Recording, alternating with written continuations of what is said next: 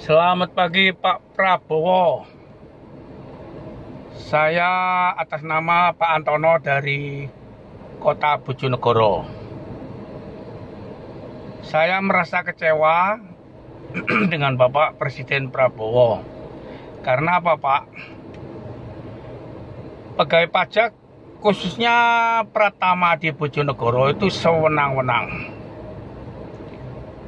Asal ngitungnya, asal seenak udelnya itu, Bapak.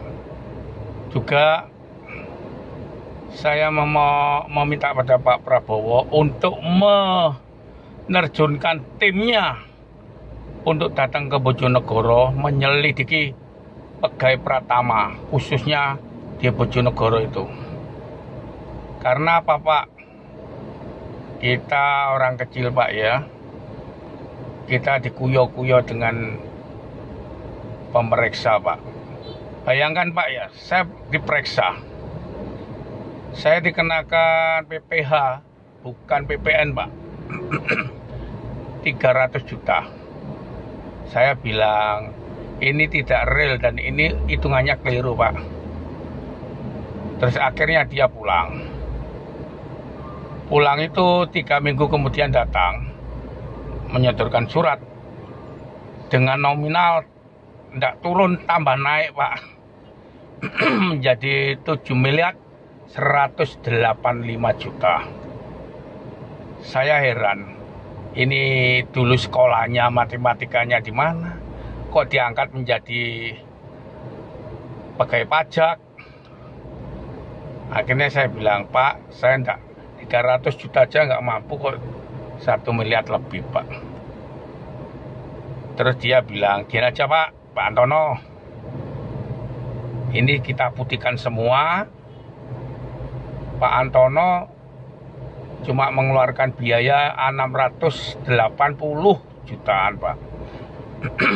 Saya juga bicara gini, Pak, kalau andai kata saya punya uang, saya juga tidak akan memberi Bapak atau memberi peluang untuk orang-orang korupsi seperti Anda ini. Berarti Anda ini bajingan, bandit, bersepatu dan berseragam. Sampean dilindungi payung hukum, Pak. Kalau saya dikejar-kejar hukum, suatu misal membayar pajak telat aja dikejar-kejar seperti maling saya ini. Tolong Pak Prabowo, sesuai janji dan slogan Bapak sebelum dipilih menjadi presiden, Bapak bilang, bila mana rakyat Indonesia mempercayai saya menjadi presiden, korupsi-korupsi akan saya berantas semua. Saya tidak pandang bulu dari bekeng-bekeng mana aja. Saya merasa salut, saya merasa bangga dengan Pak Prabowo pada waktu itu. Tapi kenyataannya setelah Bapak menjabat bulan 10 sampai sekarang, gebrakan dari korupsi-korupsi Pak Prabowo juga enggak berani menindak. Tolong, Pak, jangan orang kecil toh, Pak, yang ditekan dengan pajak-pajak itu, Pak, oknum-oknum pajaknya, Pak. Juga setelah itu, Pak, ini bersambung lagi.